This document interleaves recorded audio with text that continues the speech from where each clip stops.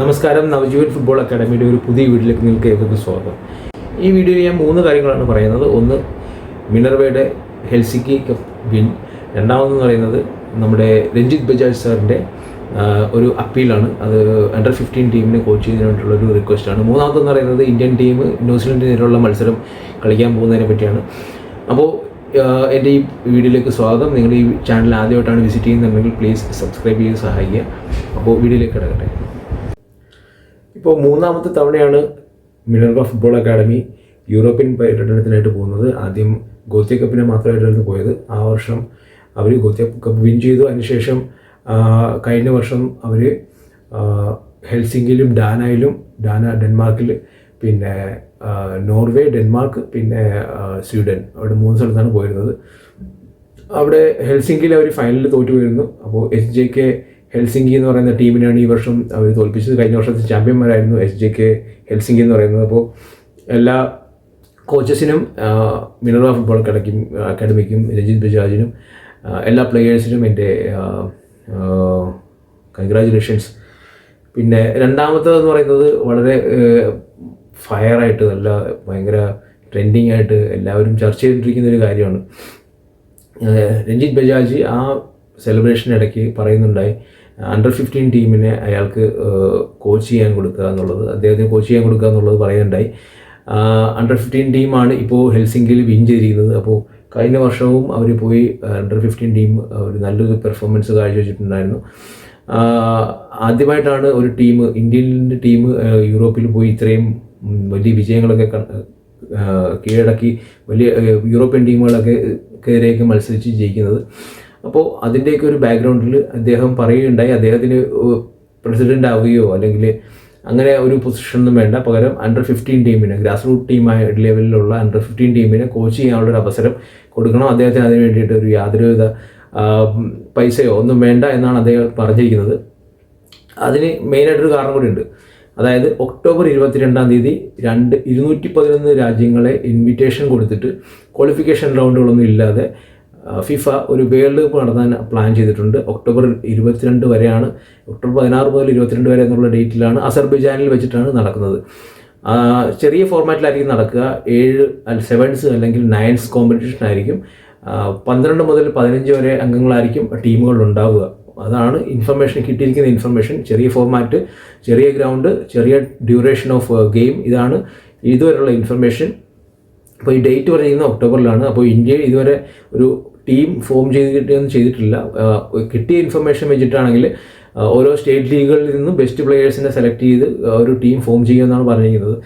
അതിന് മുന്നോടിയായിട്ടാണ് ഇപ്പോൾ ഈ ശ്രീ രഞ്ജിത്ത് ബജാജ് ഇങ്ങനൊരു ആവശ്യം അല്ലെങ്കിൽ ഇങ്ങനൊരു അപ്പീലുമായിട്ട് വന്നിരിക്കുന്നത്, അദ്ദേഹത്തിന് ടീമിനെ കൊടുക്കുക എന്നുള്ളത്. കോച്ചിങ്ങിൻ്റെ കാര്യത്തിലും ഫുട്ബോൾ നോളജിൻ്റെ കാര്യത്തിലും അദ്ദേഹത്തിന് ഒരു കുറവില്ലെന്ന് തന്നെ എനിക്ക് പറയാം. ഞാനവിടെ 2 വർഷം കോച്ചായിരുന്നു എന്നുള്ളത് കൊണ്ട് തന്നെ അദ്ദേഹത്തിൻ്റെ ഫുട്ബോൾ നോളജിനെ പറ്റിയും, ഇപ്പോൾ ഏത് ടീം മിനർവയിൽ നിന്ന് പങ്കെടുക്കാൻ എവിടെ പോയാലും അദ്ദേഹമാണ് അതിൻ്റെ ടാക്ടിക്സ് അല്ലെങ്കിൽ അതിൻ്റെ ഫോർമേഷൻ അല്ലെങ്കിൽ അതിൻ്റെ സബ്സ്റ്റിറ്റ്യൂഷൻ കാര്യങ്ങൾ, പ്ലെയേഴ്സിൻ്റെ പൊസിഷനിങ്, ഈ കാര്യങ്ങളെല്ലാം ഡിസൈഡ് ചെയ്യുന്നത് അദ്ദേഹമാണ്. അതിപ്പോൾ ഐ ലീഗ് ടീമായാലും ഐ ലീഗ് 2 ടീമായാലും ഫുട്സാൽ ടീമായാലും അത് അണ്ടർ 15 അല്ലെങ്കിൽ അണ്ടർ 17 ടീമായാലും ഏത് ടീമായാലും അദ്ദേഹമാണെന്ന് തീരുമാനിക്കുക. അപ്പോൾ അദ്ദേഹത്തിൻ്റെ ആ ഒരു ഫുട്ബോൾ നോളജ് അല്ലെങ്കിൽ ഒരു വിഷൻ എന്നൊക്കെ പറയുന്നത് ഭയങ്കര ഹൈ ആണ്. ആ ഒരു എനർജി വെച്ചിട്ട് ഒക്കെ ആയിരിക്കും പുള്ളി ഈ ഒരു എക്സ്പെക്റ്റേഷൻ അല്ലെങ്കിൽ ഒരു അപ്പീൽ കൊടുത്ത് പോകുന്നത്. ഈ ഒരു സാഹചര്യത്തിൽ അവിടെ ഒരു നോക്കൗട്ട് റൗണ്ടിലേക്ക് എത്തുകയും പിന്നെ വലിയ ടീമുകൾക്കെതിരെ മത്സരിക്കുകയൊക്കെ ചെയ്യുമ്പോൾ ഇദ്ദേഹത്തിൻ്റെ നോളജും എക്സ്പീരിയൻസും ഒക്കെ വാല്യുബിൾ ആയിരിക്കും എന്ന് എനിക്കും തോന്നുന്നുണ്ട്. പുള്ളിയുടെ കോച്ചിങ്ങിൻ്റെ ബാക്ക്ഗ്രൗണ്ട് പറയുകയാണെങ്കിൽ പുള്ളി കോച്ചിങ് ലൈസൻസ് എടുത്തിട്ടുള്ളതാണ്. C ലൈസൻസ് വരെ ചെയ്തിട്ടുള്ളതായിട്ട് എനിക്കറിയാം, B ചെയ്തിട്ടുള്ളതായിട്ട് എനിക്കറിയില്ല. പിന്നെ ഫുട്ബോൾ ഇൻ്റർനാഷണൽ ലെവൽ കളിച്ചിട്ടുണ്ട്. അണ്ടർ 19 ടീമിന് വേണ്ടിയിട്ട് ഇന്ത്യൻ ടീമിന് വേണ്ടി കളിച്ചിട്ടുണ്ട്. ഗോൾ കീപ്പറായിരുന്നു. ഒരു 4-5 ക്യാപ്സ് പുള്ളി കളിച്ചിട്ടുണ്ട്. പിന്നെ അതല്ലാതെ പുള്ളിക്ക് ഇത്രയും ടീമിനെ മാനേജ് ചെയ്തിട്ടും AFC വരെ പോയിട്ടുള്ള ടീമാണ് മിനർവ എന്ന് പറയുന്നത്. അത്രയും ബാക്ക്ഗ്രൗണ്ട് ഉണ്ട് പുള്ളിക്ക് ഓൾറെഡി. അപ്പോൾ ഇതൊക്കെ വെച്ചിട്ട് ആള് പറയുന്നതിൽ ഒരു തെറ്റില്ല എന്നുള്ളതാണ് എനിക്ക് തോന്നുന്നത്. പുള്ളി അങ്ങനെ ചെയ്യുകയാണെന്നുണ്ടെങ്കിൽ പുള്ളിയുടെ ചിലപ്പോൾ മിനർവയിൽ തന്നെ ഈ ക്യാമ്പ് നടക്കാനും അല്ലെങ്കിൽ പരിശീലനമൊക്കെ ഫ്രീ ആയിട്ട് കൊടുക്കാനും ഫുഡ് ഡയറ്റ് പുള്ളി എല്ലാ കാര്യങ്ങളും ചെയ്യുന്നത് ആ ഒരു ലെവലിലാണ്. ഞാൻ കണ്ടുള്ളത് എന്താണെന്ന് വെച്ച് കഴിഞ്ഞാൽ ഇപ്പോൾ ഏത് ടൈമിലാണോ അവിടെ മത്സരം നടക്കുക ആ ടൈമിൽ ഇവരെ പ്രാക്ടീസ് ചെയ്യിക്കും. ആ ടൈമിൽ ഉണർത്തി പ്രാക്ടീസ് ചെയ്യിക്കുക. ഫിറ്റ്നസ് ആയാലും അല്ലെങ്കിൽ ഫിറ്റ്നസ് എന്ന് പറയുന്നത് ഭയങ്കര ഹൈ ആണ്. നമുക്ക് മറ്റുള്ള അക്കാഡമികളിലൊക്കെ വിചാരിക്കുന്നതിനെക്കാട്ടിലും ഭയങ്കര ഹൈ ഫിറ്റ്നസ് മെയിൻറ്റെയിൻ ചെയ്യുക. പിന്നെ ഒരു ഇംഗ്ലീഷ് പഠിപ്പിക്കുക, പിന്നെ ആ ഒരു മാനേഴ്സ് പഠിപ്പിക്കുക, ഡയറ്റ് കൊണ്ടുവരിക. ഈ കാര്യങ്ങളെല്ലാം വളരെ പ്രൊഫഷണൽ രീതിയിൽ ചെയ്തിട്ടാണ് ടീമിനെ പ്രിപ്പയർ ചെയ്യുക. ഈ ടീമുകളെയൊക്കെ പ്രിപ്പയർ ചെയ്ത് കൊണ്ടുപോയത് അങ്ങനെയാണ്. ആ ഒരു ലെവലിൽ കൊണ്ടുപോയതിന് ശേഷമാണ് അവിടെ കൊണ്ടുപോയി അവർ വിൻ ചെയ്തത്. പിന്നെ ഏറ്റവും അദ്ദേഹം പറയാറുള്ളതെന്ന് പറയുന്നത് ഫിയർ ഓഫ് ദ ഓപ്പോണൻറ്റ്. നമ്മൾ ഇതിനൊരു എക്സാമ്പിൾ പറയുകയാണെങ്കിൽ പണ്ട് നമ്മുടെ മഹേന്ദ്ര സിംഗ് ധോണിയുടെ ഒരു സിനിമയിൽ പറയുന്നില്ലേ, യുവരാജ് സിംഗ് നടന്നു വരുന്നത് കണ്ടപ്പോൾ തന്നെ ആ ടീം തോറ്റുന്നുള്ളത്. അതേപോലെയാണ് നമ്മുടെ ഇന്ത്യൻ പ്ലെയേഴ്സ് മറ്റുള്ള യൂറോപ്യൻ ടീമുകൾ അല്ലെങ്കിൽ പ്ലെയേഴ്സിനെ നമ്മൾ ഏറ്റുമുട്ടുമ്പോൾ കാണിക്കുന്നത്. ആ ഒരു ഫിയർ ആദ്യമേ തന്നെ കില്ല് ചെയ്യുക എന്നുള്ളതാണ് അദ്ദേഹത്തിൻ്റെ ഒരു ടാക്റ്റിക്കിലെ ഒരു മെയിൻ പോയിന്റ്. അദ്ദേഹം അതിന് വേണ്ടിയിട്ട് ട്രൈ ചെയ്യാറുണ്ട്. അതിന് പുള്ളിയെ കൊണ്ട് പറ്റും. പുള്ളി ഒരു ഭയങ്കര മോട്ടിവേറ്ററാണ്, സ്പീക്കറാണ്. അത് നിങ്ങൾക്ക് ആരെങ്കിലും നേരിട്ട് സംസാരിക്കുകയൊക്കെ ചെയ്തിട്ടുള്ളവർക്ക് അറിയാൻ പറ്റും.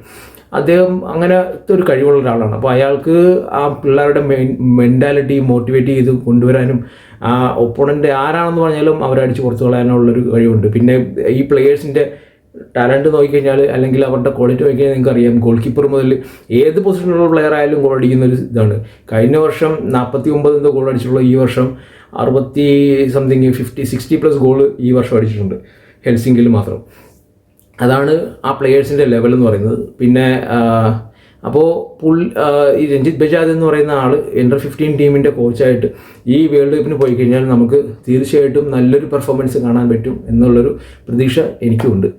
അപ്പോൾ അങ്ങനെ സംഭവിക്കട്ടെ, അല്ലെങ്കിൽ അങ്ങനെ ആവട്ടെ എന്ന് നമുക്ക് ഈ അടുത്ത് കിട്ടിയ ഒരു ന്യൂസ് വെച്ചിട്ട് വേൾഡ് കപ്പ് കളിച്ചിട്ട് വന്ന ന്യൂസിലൻഡ് ടീമിനെതിരെ ഇന്ത്യൻ ടീമിന് ഒരു ഫ്രണ്ട്ലി മാച്ച് 2 ഫ്രണ്ട്ലി മാച്ച് കളിക്കാനായിട്ടൊരു അവസരം വന്നിട്ടുണ്ട്. നവംബറിലാണ് ആ ഡേറ്റ് വന്നിരിക്കുന്നത്.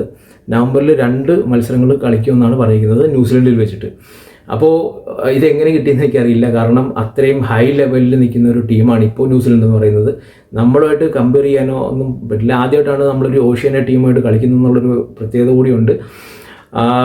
എൻ്റെ ഒരു ഇതിൻ്റെ എക്സ്പെക്റ്റേഷൻ എന്താണെന്ന് വെച്ച് കഴിഞ്ഞാൽ നമ്മൾ ക്വാളിറ്റി ലെവൽ വെച്ചിട്ടായാലും അവരുടെ ഒരു സ്റ്റാൻഡേർഡ് വെച്ചിട്ടായാലും വളരെ വളരെ ലോ ആണ്. ഞാൻ വളരെ കീനായിട്ട് ന്യൂസിലൻഡ് ടീമിനെ ഈ വേൾഡ് കപ്പിൽ ഒബ്സർവ് ചെയ്തുകൊണ്ടിരുന്നൊരു ഒരാളാണ്. കാരണം അവരുടേത് ഈ ലോകകപ്പിലെ ഏറ്റവും യങ്ങസ്റ്റ് സ്ക്വാഡുകളിലൊന്നായിരുന്നു. 25 വയസ്സിന് താഴെയുള്ള 12 പ്ലെയേഴ്സാണ് വേൾഡ് കപ്പിന് പോയ ന്യൂസിലൻഡ് ടീമിലുണ്ടായിരുന്നത്. അത്രയ്ക്കും യങ് ടീമായിരുന്നു. അതുപോലെ തന്നെ അവരുടെ പെർഫോമൻസ് ആണെങ്കിൽ അവർ ഗോൾ അടിക്കുകയും ചെയ്തിട്ടുണ്ടായിരുന്നു. നിങ്ങൾക്ക് എല്ലാവർക്കും അറിയാം, അവർ ഗോൾ അടിച്ചിട്ടാണ് വന്നത്. 2 കളിയിൽ അവർ ഗോൾ അടിച്ചു.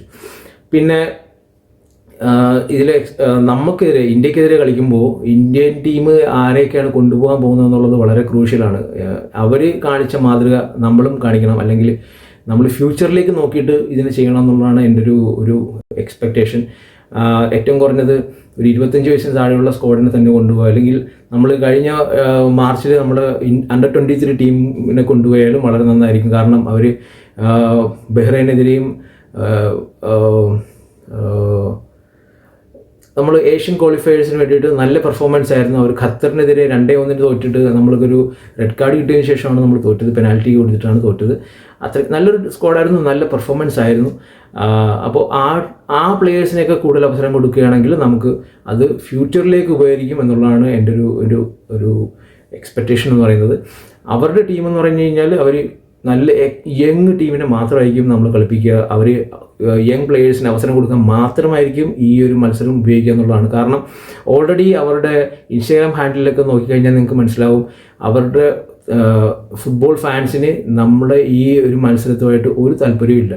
അത് എന്തിനു വേണ്ടി കളിക്കുന്നു, അത് ടീം വേസ്റ്റാണ്, ടൈം വേസ്റ്റാണ്, മാച്ച് വേസ്റ്റാണ് എന്നുള്ളതാണ് അവരുടെ ഒരു ഇത്. നമ്മൾ കാണുന്നത് പോലെയല്ല നമ്മളെ അവർ കാണുന്നത് എന്നുള്ളതാണ് ഞാൻ കണ്ടത്.